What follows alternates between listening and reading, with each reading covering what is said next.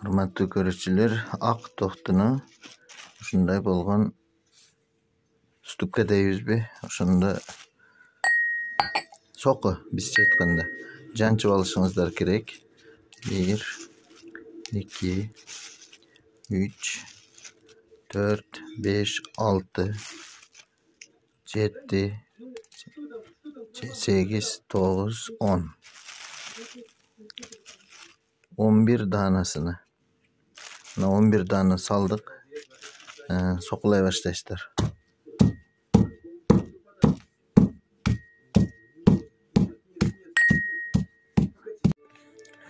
Anaki janchıldı. Janchılganda şunday ahvalga keledi.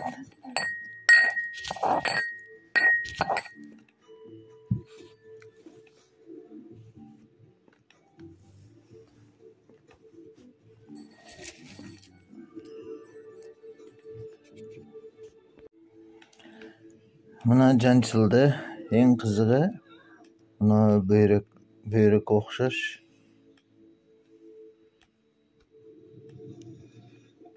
Uruklarında.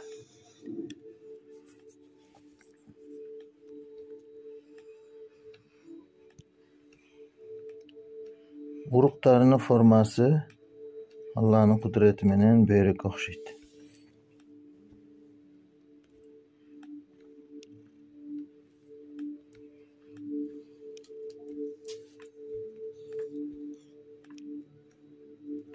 Naki.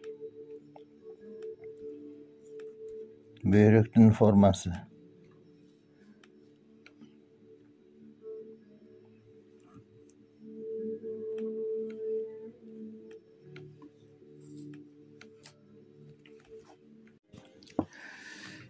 Mınaki mınандай soğuda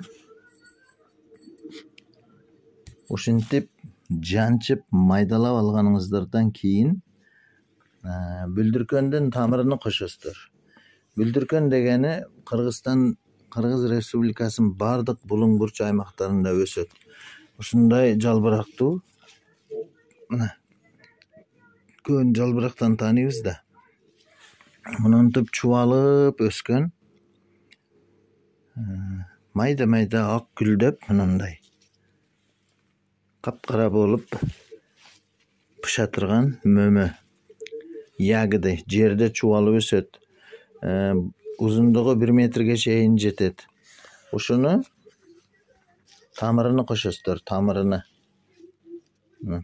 мынайттен кесип алып кошосуздар. Азыр мен кесе баштайм.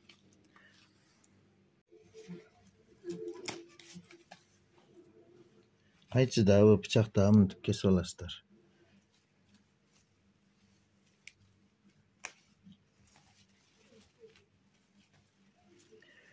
On bir dana ak toxtuğa 5-6 dana бүлдүркөндү тамырын кошосуздар. Мына менде азыр 2-3 болду.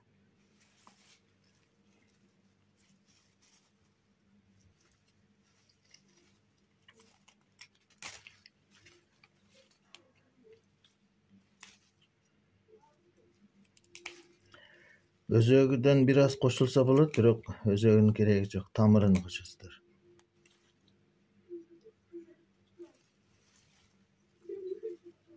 Çoğun kişinesi ayırması yok.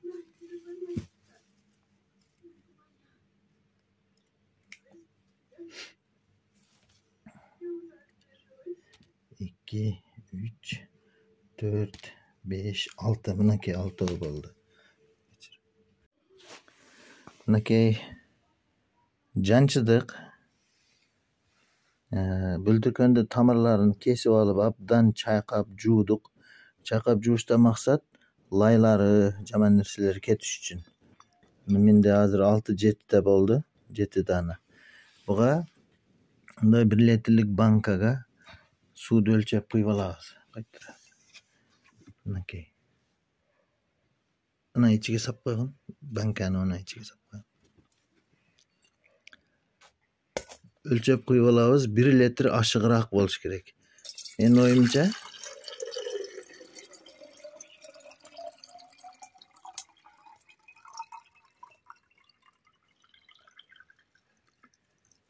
мына толтура куйсаңыздар, жана төгүлгөнүн эсепке алганда 1 литр оозуга чейин болсо жакшы болот. Эмне үчүн десеңиздер, бул кайнаганда бир 15 мүнөт 20 мүнөт кайнайт да. Кайнаганда испарение болгондо бизге точно 1 литр калат. Ошонун эсебин алыңыздар дагы.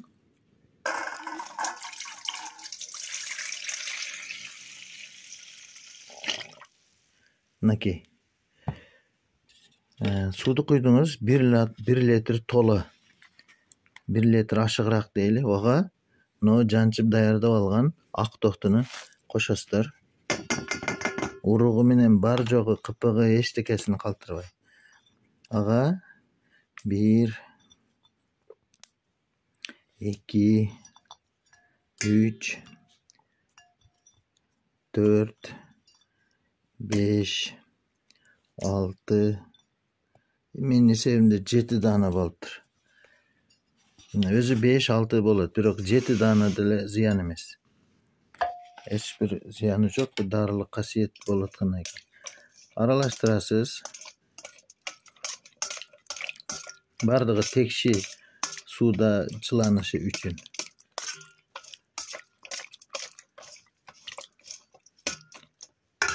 Мынакей, көрдүңүздөр.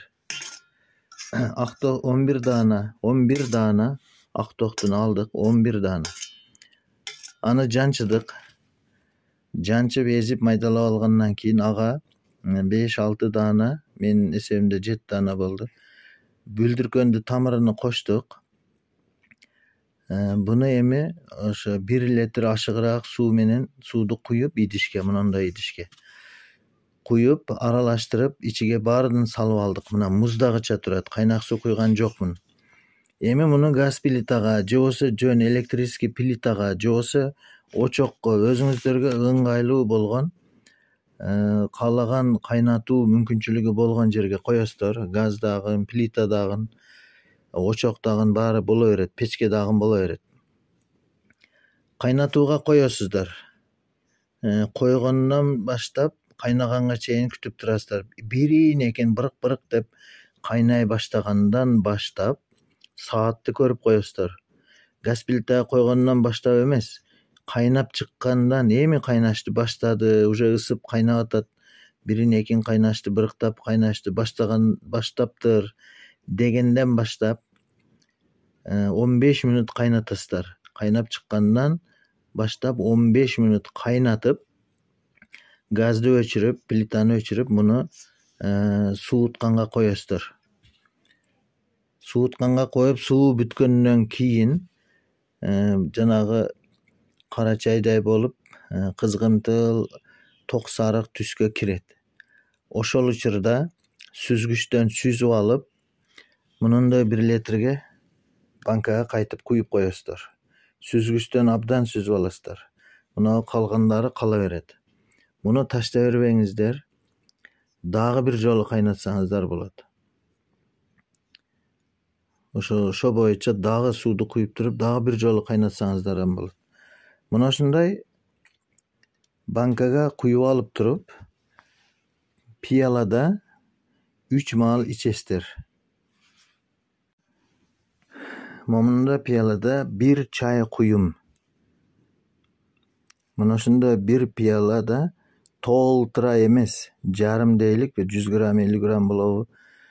Ошол жарым пияладан дейлик 3 маал саар, кечинде, саар, абетте, кечинде 3 маал ичесиздер.